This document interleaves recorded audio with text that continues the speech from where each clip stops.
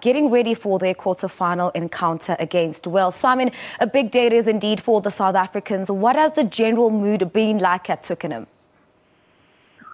Well, I can tell you that Twickenham is swamped in green and gold. It's quite weird. There's a few Welsh supporters, I would say, to be fair, but there are so many South Africans here.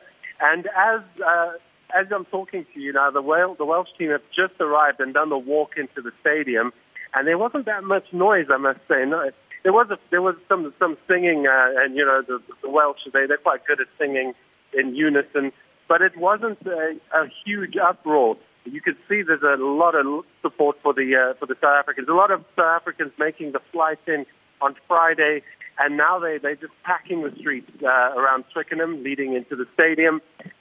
Green and gold as far as the eye can see. Now, Simon, Coach Heineke made just one change to the team that beat the US about a week ago. Any ideas on how much the Welsh team will have to put up against the Boks today? What will it take for them to win the game, if at all? Well, the Welsh, it's going to take a huge effort from them, and I think they know this. They are a team that has been talked about a lot in the World Cup, but I don't think the Welsh players will think much about that. The South Africans, on the other hand, they've hit their straps. So they got that huge wake-up call in Brighton against Japan, losing, and they've gone on a run now. And it was those key victories against Samoa and Scotland that just saw the starting 15 gel.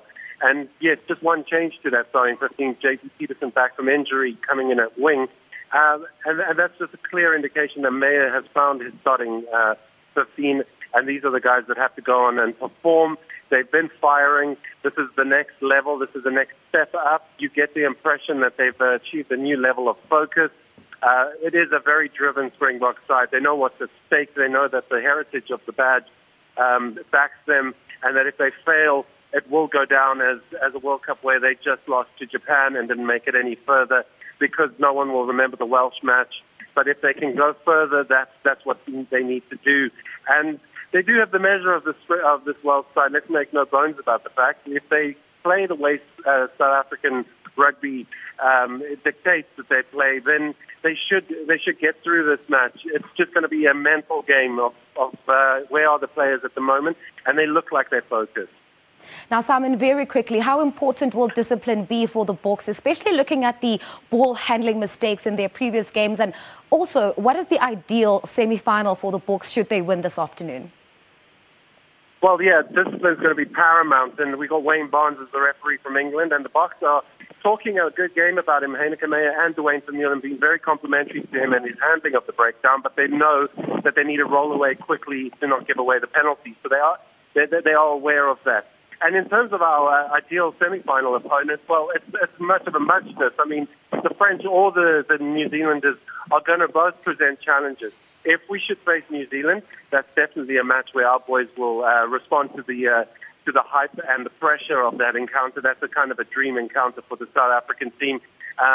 In terms of progressing any further, not so much. Maybe the French is a team to want to face, and you never know, there could be an upset at Cardiff later this evening. Simon, thank you so much for that update. As far as the Boks team is concerned, it's all happening this afternoon at 5 o'clock Twickenham. You can always catch that game live on our sister channel, that is SABC2, with Udo Karlse and, of course, a team of experts to give us in-depth analysis as far as that goes.